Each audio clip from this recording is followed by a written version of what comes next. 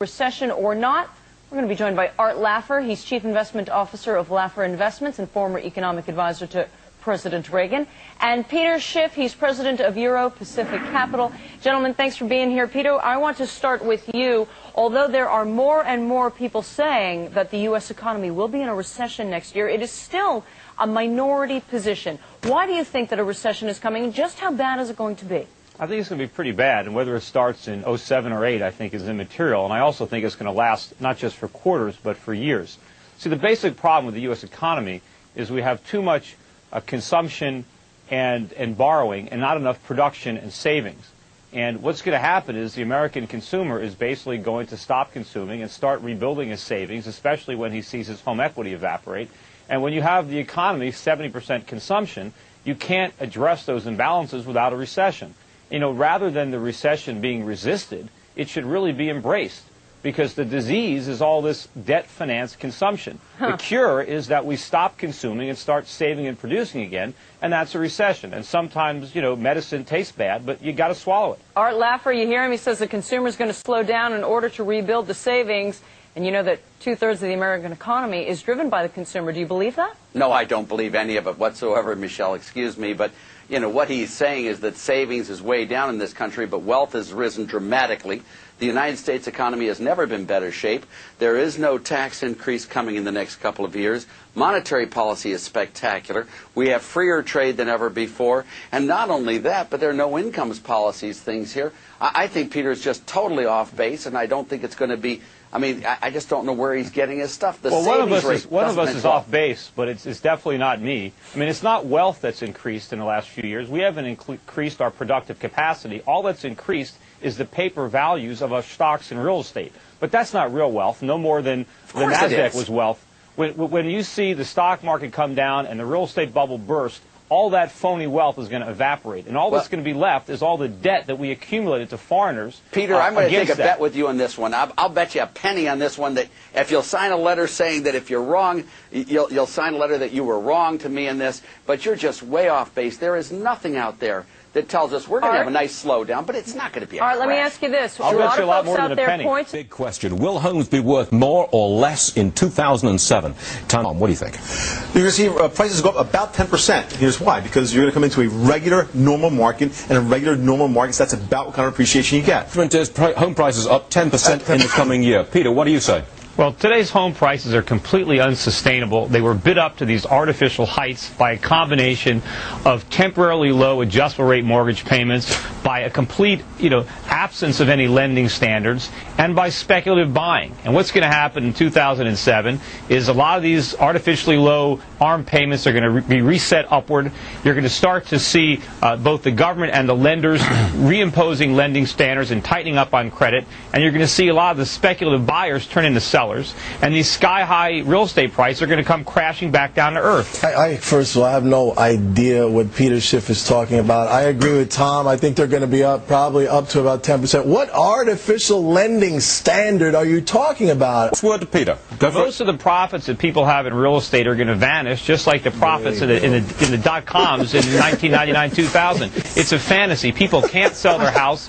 The inventories are exploding all over the country. Houses are on the market for 6 months a year. There's no bidders. The prices are going to fall through the floor. You guys are deluding yourself. We heard it loud and clear from all of our panelists. We thank you very much. And Stein, you say this could be a perfect storm for buyers. What do you mean?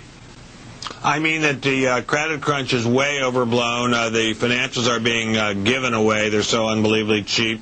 Many of the resource companies have gotten really whacked and are cheap at this point. The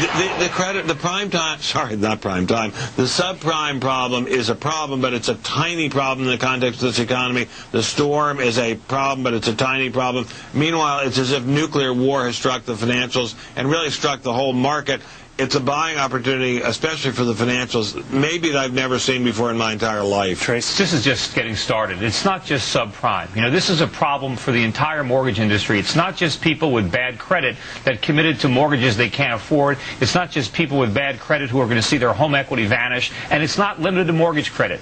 Americans are going to have a difficult time borrowing money to buy cars, to buy furniture, to buy appliances. Foreigners around the world have been lending us money for years. They're now finding out that we can't afford afford to repay. This is going to be an enormous credit crunch. The party is over for the United States. We cannot continue borrowing to live beyond our means and consuming foreign products. It's you must over. be a left right at a party. Huh? No, I'm pretty fun at parties. Okay. I don't just talk about this. The dollar's down. But subprime is tiny. Subprime is a tiny blip. It's not tiny, and again, it's not just subprime. It's the entire mortgage market, right? All right. Well, Tracy, you're disagreeing with. Simply wrong. Well, you're simply wrong about that. No, I'm not. You're simply wrong. To Ben's point, defaults for the whole mortgage market are tiny. No, but it's good. Just give it time. Wait till all these mortgages reset. Wait till people realize. So you're saying it's going to be yet to come. Charles, you were just speaking. What do you think?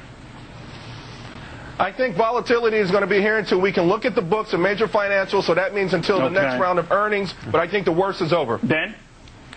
Well, I think stocks will be a heck of a lot higher a year from now than they are now. Tracy? Yeah, but we have more volatility to go, at least through September. Stuart? The big banks, the central banks, still have plenty of big guns to fire. They'll fire them when necessary. The worst is over. Peter, I guess razor blades are in order? The worst is yet to come. The fundamentals are not sound. They're awful. If the fundamentals were sound, we wouldn't be having these problems. All right, fair enough. Hey, you get to buy blue chip stocks at discount prices, but our pros say you can do that right now. It's time to get more for your money.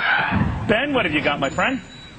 Well, the financials, as I keep saying, are just super bargains. I particularly like Merrill Lynch, which is an astonishingly well-run company. You know, a couple of days ago it was trading at barely more than 7 times earnings. Financials typically trade at a low P, but this is a joke. This stock is, they might as well be putting it in cereal boxes and giving it away. That's how cheap it is. Charles, what do you think of that?